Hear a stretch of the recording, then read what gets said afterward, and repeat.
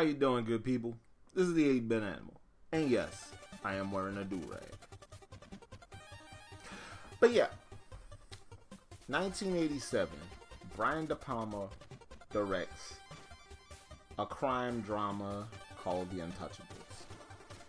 And The Untouchables is wildly popular, cleans up at award season, all that, right? So, you know what that means. It's the 80s, whatever. But video game adaptations don't happen until several years later, starting in like 1989. So in 1989, we get some computer adaptations of the film. And 1991, we get the NES version. And in 1994, we get a Super Nintendo game, right? Well, the Super Nintendo game actually isn't based on the movie. We'll get to that in a second. The NES game, though, based on the film. And Ocean did strange things here. Beating around the bush will not help any of this. So let's just get into it. Today, we're going to take a quick look at the NES version of The Untouchables. Now, in this game, you play as different members of the team, right? You play as different members of Elliot Ness's team. And in different levels, you do different things. There are these levels that are set in these alleys where you have shootouts that have the slowest cursor ever. And you have to bob and weave between on different sides of the alley and shoot these guys. Your shotgun has to reload after 2 shots because it's a shotgun. And it's slow, it's plotting, kind of dull.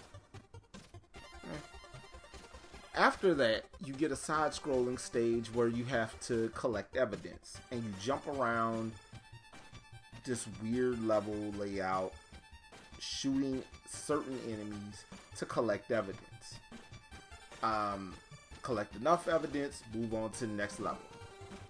Next level is the silliest thing I've ever seen, where your character is just rolling back and forth, shooting enemies, rolling around on the ground, shooting enemies, and collecting and shooting these bottles of bootleg liquor. Because it was the 1920s and Prohibition and all that. And then there's a level where you have to escort a baby carriage to keep it from falling over. And protect it until it gets to the bottom of the stairs. That might be a little bit sillier than the rolling around on the ground thing. I don't know. But this is not a good video game. Let's just go ahead and get it out of the way. Ocean probably had a worse track record than LJN. Because at least LJN gave us TNC Surf Designs and Gotcha.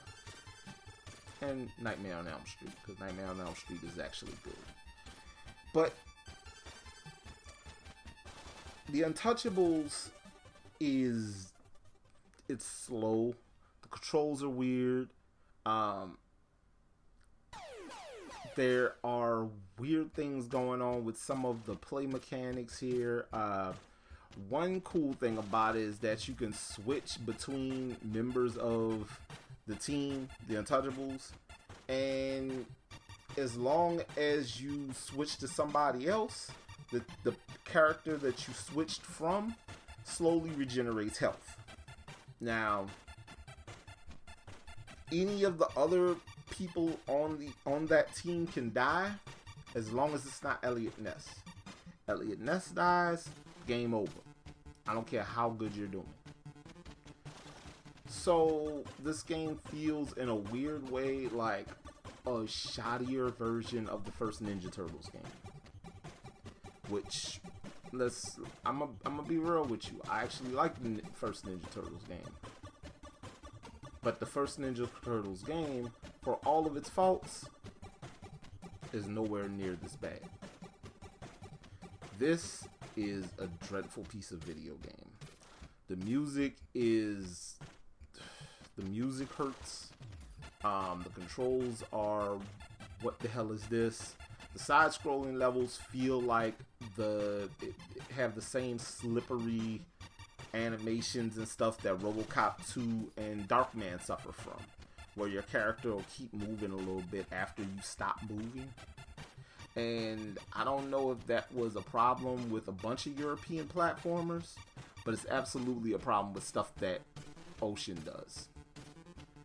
And yeah, another movie license that Ocean got their hands on that they absolutely butchered, and none of us were better for it. Now, if you decide you want to get yourself a copy of the Untouchables, so tricky thing about this one is that the NES version has two variants. It has the one with Elliot Ness and Capone in the background smoking a cigar, and then you have the blue variant, the blue box art with the outline of the characters or whatever.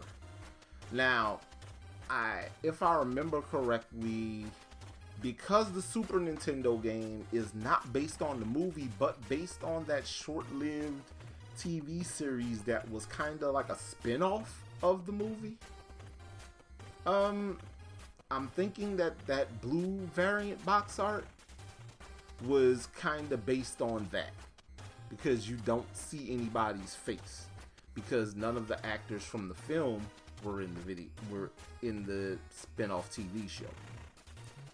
But yeah, this game, prices are all over the place.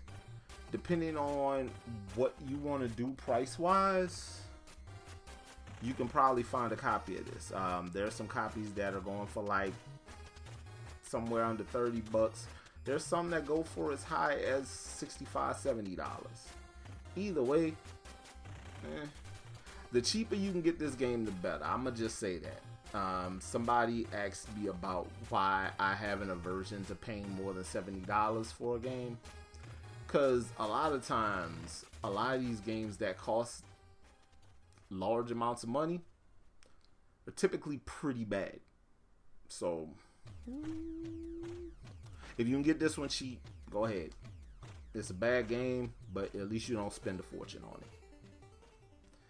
But this has been the 8-Bit Animal, and I'll catch you beautiful people tomorrow. 8-Bit Animal.